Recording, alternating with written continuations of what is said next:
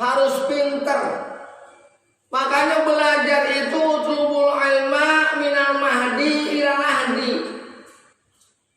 Carilah ilmu mulai dari buayan sampai ke liang lahat, kita cari ilmu. Jamaah yang berbahagia,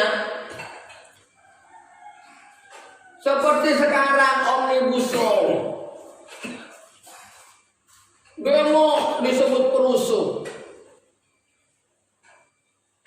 kemudian dianggap ada kebaikan. Nah ini kita harus cerdas. Haruskah kita mengikuti pemerintah menerima Omnibus Law? Apakah harus kita lawan? Ini harus ada peran ilmu. Ilmu itu jamaah yang berbahagia. Fungsi ilmu itu kan ada 3. Satu, untuk menegakkan agama Allah. Agama Allah nggak akan tegak kalau umatnya tidak berilmu. Karena dasar agama Allah memang ilmu. Kalau orangnya manut-manut begitu aja tidak bisa. Kalau kita sebagai muslim, jamaah yang berbahagia, kalau kita sebagai muslim, maka dasar perjuangan kita, dasar pengorbanan kita, dasar amal kita harus bi'ilmin. Dasar amal kita harus dengan ilmu. Karena agama Allah tidak akan tegak tanpa ilmu. Yang kedua, memadamkan murka Allah. Allah murka jemaah, umur kita panjang, Allah kasih akal, Allah kasih kesadaran kita. Kita diberikan hak memilih. Bisa memilih yang mana yang baik, mana yang buruk, mana yang menasehati, mana yang menjerumuskan.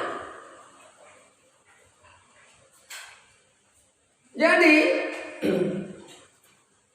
Allah memang sengaja ingin marah banget kepada orang-orang yang tanpa ilmu. Makanya lawan kata daripada ilmu adalah juhal, kebodohan. Bodoh, orang bodoh itu jamaah yang berbahagia, satu aja merepotkan.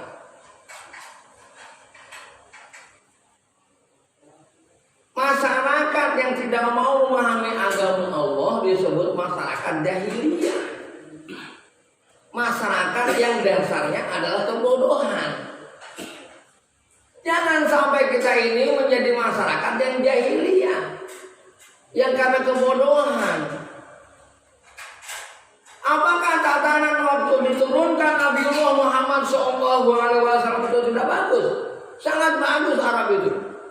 Ada darun naduannya, ya, ada lembaga permusyawaratannya, dan lain sebagainya. Jadi dengan demikian kenapa Rasulullah hadir? Karena mereka dasar mereka ada kebodohan, tanpa ilmu pengetahuan. Jadi yang pertama itu menegakkan agama Allah, yang kedua itu memadamkan kemurkaan Allah, yang ketiga itu adalah memang ingin menghilangkan kebodohan yang ada pada diri kita sendiri. Kenapa kita harus menghilangkan kebodohan pada diri kita sendiri? Karena ini sebuah tanggung jawab kita kepada Allah Subhanahu wa Ta'ala. Karena ini sebuah tanggung jawab kita kepada Allah Subhanahu wa Ta'ala. Jamaah yang berbahagia oleh sebab itu jamaah yang berbahagia kita harus paham 3 penting untuk ilmu pengetahuan. 1, ilmu pengetahuan itu jamaah agar mampu menerangkan, agar mampu menjelaskan. Kita diperintahkan oleh Allah mencari ilmu pengetahuan untuk liyubayyinal lakum, untuk menerangkan kepada kamu semua. Banyak ayat seperti itu. Agar bisa menerangkan kenapa kita harus seperti ini, kenapa kita harus ibadah, kenapa kita harus sholat, apa, zakat, seakan-akan begitu. Bagaimana pentingnya Islam? Sekarang saya tanya peribahasanya, apa perbedaan taat terhadap ulil amri dengan mengingkari tagut? Ini kalau sampai ilmu pengetahuan, kita taat saja sama pemerintah. Kebijakan pemerintah dianggap bagus. Kita tidak curiga dengan kesewenangan pemerintah. Kok ulama bicara pemerintah? Iya, ulama harus memberikan solusi, harus memberikan alternatif. Jangan dihancurkan, diam aja. Memang gak tanggung jawab tuh ulama. Kenapa Allah Subhanahu wa Ta'ala sebutkan bahwa ulama adalah orang yang paling takut kepada Allah, yang harus menjadi warasatul anbiya? Ya, innama yakhsyallaha min ibadihi al-ulama. Sesungguhnya orang yang takut kepada Allah adalah orang yang punya ilmu agama. Coba kemarin tuh kita lihat undang-undang KPK. Apa yang terjadi sekarang? Nggak akan ada cicak lawan buaya. Dikira polisi baru saja, sekarang seorang polisi. Sekarang KPK bagus nggak? Kenapa KPK menjadi tidak bagus? Karena undang-undang, diikat oleh undang-undang. Jadi koruptor dibebaskan dulu, dibuat sedemikian untuk makal rakyat. Ada nggak kasus koruptor? Harusnya koruptor harus menjadi senjata bagi pemerintah, karena ini akan menghancurkan negara. Uang rakyat mau kemana ini? Rakyat jalan kaki, mereka pakai mobil luar biasa. Rakyat susah mengerti. Bahkan sekarang dengan Omnibus Law kita sangat lihat kenapa buruh pada marah semuanya. Dan umat Islam mau kemana? Nanti kalau negara udah hancur, udah dikuasai sipil, udah dikuasai asing, udah dijajah. Dulu juga yang membuat gembar-gembor itu ulama menerangkan bahayanya. Undang-undang yang dibuat oleh manusia, undang-undang yang dibuat manusia harus hati-hati. Apakah kepentingan mereka? Kadang-kadang manusia yang memutuskan undang-undang, ini kalau kata Nurmantio, itu nggak ada undang-undang yang sampai itu. Kalau undang-undang udah dijual, udah ketentuan udah dijual, bahaya ini. Makanya umat Islam harus menjadi orang-orang yang pandai, orang-orang yang menentukan laju kehidupan. Sistem harus dirubah. Kalau sekarang mencari jabatan dengan banyak mengeluarkan uang, maka mereka ketika menjabat mau jadi apa? Akan mengumpulkan uang untuk menutupi yang sudah keluar. Apalagi kalau minjem-minjem. Apalagi bahayanya kalau di BI cukong. Pasti kepentingan cukong. Nah, kalau sekarang pemimpin kita yang punya fasilitas mengatur negara ini bertindak sewenang-wenang, maka ini akan membahayakan. Nah, ilmu itu fungsinya untuk menerangkan itu supaya umat waspada, supaya rakyat waspada.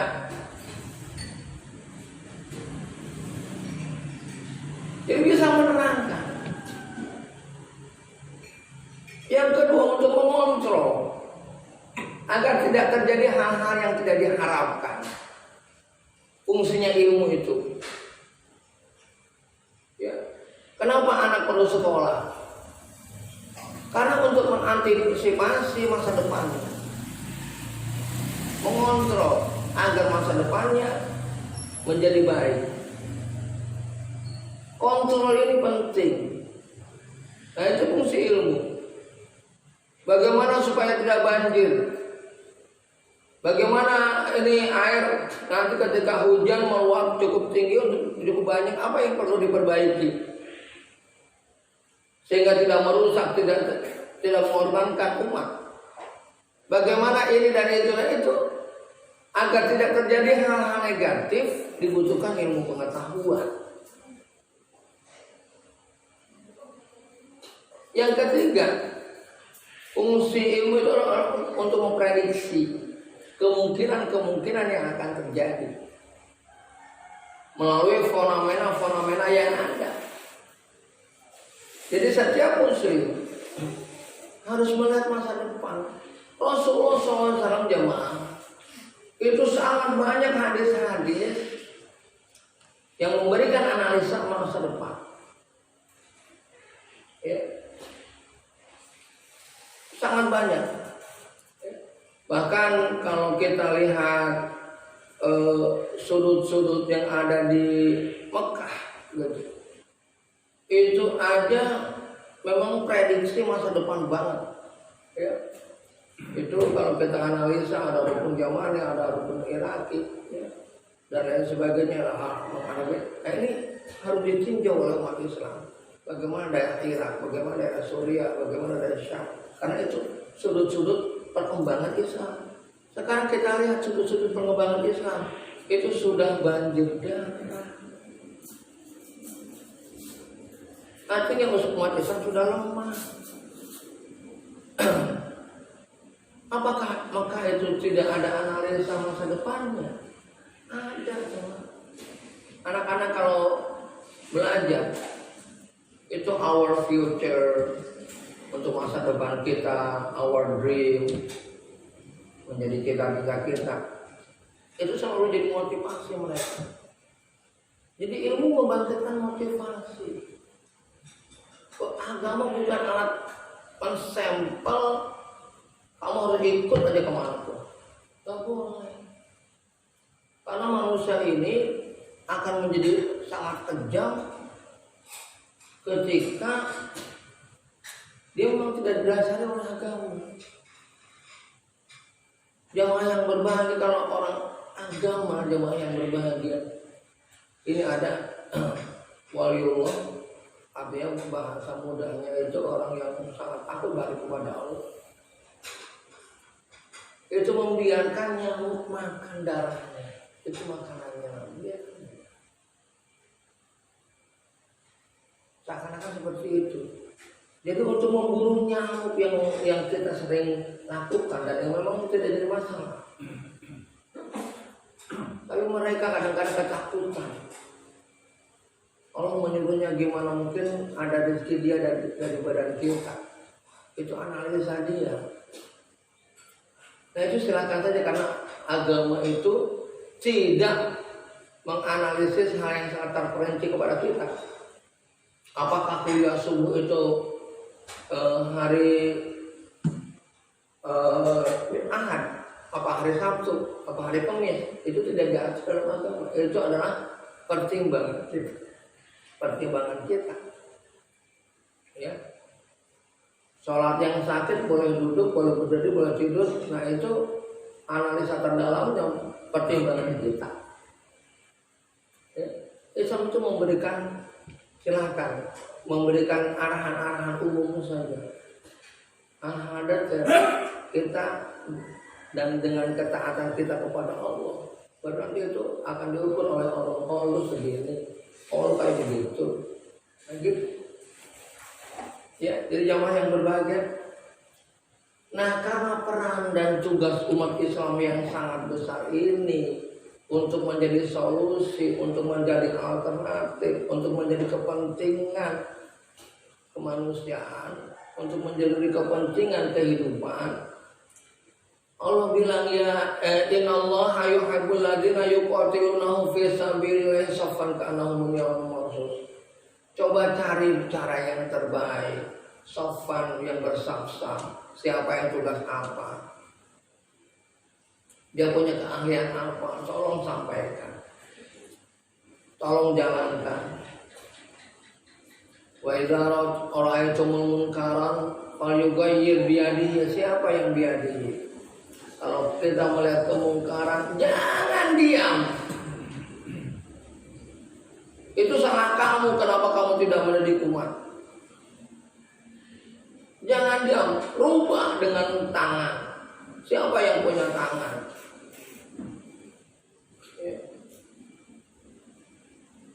Allah bilisannya atau dengan lisan. Siapa yang berjuang dengan lisan? Siapa yang harus menyampaikan ini dan itu? Siapa yang memberikan kewaspadaan? Itu harus jelas. Allah biqalbi atau dengan hati. Bahwa akul iman, itulah selama-lamanya iman. Maksudnya dengan hati apa? Kita doa. Walaupun itu amal yang paling rendah, minimal doa aja mah. Agar menciptakan kebaikan ini. Dan itu serendah-rendahnya iman. Ya kalau bagi saya seperti udah menuntikan doa aja, udah paling imannya paling rendah. Karena tenaga udah nggak ada. Kalau untuk demo-demo, walaupun saya pengen mati syahid, mati gitu kan, untuk di jalan Allah ya udah nggak bisa tenaganya. Saya mau bahwa iman dan saya orang yang imannya lemah udah doa tinggal mudah-mudahan anak-anak muda yang sedang berjuang di jalan agama Allah dilindungi oleh Allah. Kalau nggak ada yang memperjuangkan gimana? Tahu-tahu kita dilarang sholat, kenapa? Ya Cina tahu sendiri komunisme, anti Tuhan. Apa takut sama Allah? Gak ada takutnya sama Allah. Ya. Itu yang memimpin kita. Oh, udah habis kita. Dia yang punya polisi, dia yang punya ABRI. Habis kita. Mau ngelawan gimana kita? Oh ya, sebab itu jamaah yang berbahagia harus bersaf. Ayo. Agama jangan nyari aman, jamaah. Ini masalah urusan kehidupan kita di akhirat. Tanggung jawab kemanusiaan kita. Tahu sekarang kadang-kadang apa-apa juga curang-curang. Kecurangan udah sifat manusia. Tapi kalau kecurangan yang dilakukan oleh hal-hal yang besar, berdampak besar. Kalau kita curang paling berapa orang aja yang kita rugikan. Karena kita orang kecil, dampaknya kecil. Kalau orang besar, dampaknya yang luar biasa. Coba negara yang kaya raya kayak begini, umat Islamnya, rakyatnya miskin banget, makan aja susah. Ya. Tambang emas Freeport itu silakan. Kalau untuk mensejahterakan masyarakat sudah cukup itu. Belum antam, belum apa. Waduh, subhanallah. Ya. Dan lain sebagainya. Ini kalau ada pengelolaan yang bagus. Ini kalau ada pengelolaan yang bagus, rakyatnya akan sejahtera seluruhnya. Jangan dulu itu pus-pus aja udah nyanyi. Ya. Tanah surga itu. Karena bukan lautan, hanya kolam susu. Karena sudah, aduh, lautan kita itu, ya, itu nggak tahu terus. Walaupun dia harus dipenjarakan lagi itu, ya, Pus-Pus itu musisi yang mungkin kita lupa bahwa Pus-Pus pernah dipenjara karena membangkitkan lagu itu. Bukan lautan, hanya kolam susu. Kok jamaah yang berbagai lautan, dia itu lautan produktif ya, beda dengan lautan-lautan yang lain. Karena kita kepulauan ya. Matahari itu masuk ke dalam lautan. Kalau pulau dengan pulau dekat itu nggak mungkin akan menjadi lautan yang dalam, akan menjadi lautan yang dangkal. Lautan yang dangkal akan menghidupkan ikan-ikan produksi, ikan-ikan produktif.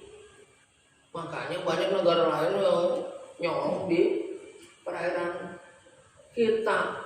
Zaman dulu susi gampang aja, tembak. Tapi nelayan-nelayan kita lihat susah, karena peralatan nggak canggih. Datang dari luar negeri, dari luar tentang membawa kapal laut yang sudah dilengkapi dengan peralatan canggih, ya udah pada untuk apa? Zaman dulu seusirnya itu jamaah yang berbahagia cap tembak. Ya. Menteri nggak sekolah, yang cuma lulusan SMP. Ya jadi jamaah yang berbahagia gitu. Nah kita harus ngikutin ulama jamaah.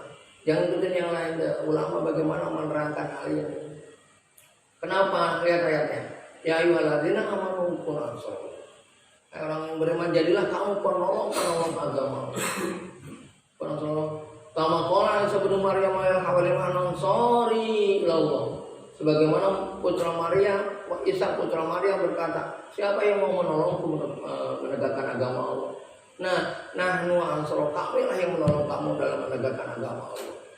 Jadi menegakkan agama Allah, mengimplementasi peraturan-peraturan Allah, hukum-hukum Allah, ketentuan-ketentuan Allah, prinsip-prinsip yang kehidupan yang diberikan oleh Allah. Islam is the way of life. Islam is the way of life. Islam itu sebagai sebuah tatanan kehidupan. Ya, oleh sebab itu, ya memang kewajiban bagi kita untuk mengikuti ulama. Ulama menyuruh kita kemana? Ulama menyuruh kita, mengharapkan kita apa? Kalau kita sudah memang disuruhnya oleh ulama nggak mungkin jamaah dia lebih takut kepada Allah, dia takut kepada Allah. Bagaimana mempertanggungjawabkan ini semua kepada Allah? Itu ulama. Dia lebih baik mau susah di dunia daripada di akhirat. Itu. Kalau orang tua sudah makan enak, anaknya dibiarin, namanya orang tua gak benar. Sama ulama juga. Gak mau dia bersenang-senang, tapi umatnya dalam keadaan kesusahan. Itu namanya ulama. Umatnya susah. Makanya kadang-kadang saya berpikir Masjid Al-Barkah ini harus terus mengantisipasi kondisi masyarakat dengan pandemi ini. Ada nggak yang nggak sampai nggak makan? Ayo dibicarakan terus di masjid. Sampaikan kepada kami. Karena kami harus melihat itu. Kita kekurangan orang untuk menganalisis itu. Nah nanti dana dari mana? Ya bagaimana kita serahkan sama Allah dulu. Yang penting niat. Nanti Allah yang akan kasih jalan. Siapa yang Allah akan panggil untuk memberikan solusi seperti ini. Kita nggak usah nunjuk si A, si B, si C. Karena yang paling penting ketaatan kita kepada Allah. Allah Maha Kaya udah. Oh ini masyarakat udah sampai kayak begini, sampaikan. Masjid perlu bagaimana? Ayo kita sampaikan, kita buat. Kita berikan cara yang terbaik. Jadi jamaah sekalian, sekali lagi, marilah kita taat kepada Allah dengan sebenar-benarnya taat. Tidak ada motivasi apapun kecuali mengharapkan rahmat Allah, mengharapkan ridha Allah, mengharapkan apa yang memang kepentingan kita di yaumil akhir. Tanpa ridha Allah, nanti kita ke sana kembali kepada Allah nggak ada ridhonya, itu kan bahaya. Ya, oleh sebab itu saya mengharapkan, ayo kita taati ulama soleh, bukan ulama yang salah, jamaah ulama juga ada dua, ada ulama su, ya, ada ulama yang memang mementingkan dunia, ya, menutupi yang tidak benar, ya, karena sangat banyak jamaah yang berbahagia. Karena saya terjun di sini bergelut di keagamaan, saya sangat tahu, ya, ada ulama-ulama masuk, ya, yang berpikir ekonomi. Bagaimana dia berpikir ekonomi, ya, dan lain sebagainya. Baik, demikian jamaah yang berbahagia, kurang lebih mohon maaf sebesar-besarnya. Mudah-mudahan Allah memberi hidayah dan taufik kepada kita semuanya. Mudah-mudahan pengajian kita ini menjadi kepentingan kita dalam kehidupan di akhirat. Karena Islam harus membahas masalah-masalah yang terkini, masalah-masalah yang terjadi, masalah-masalah yang kita hadapi. Islam bukan berbicara hanya akhirat. Islam bukan hanya berbicara tentang surga dan neraka. Tapi surga dan neraka ditentukan bagaimana amal kita sekarang, bagaimana pengetahuan sekarang, bagaimana kita menghadapi kehidupan sekarang. Bila taufiq hidayah wa inayah wa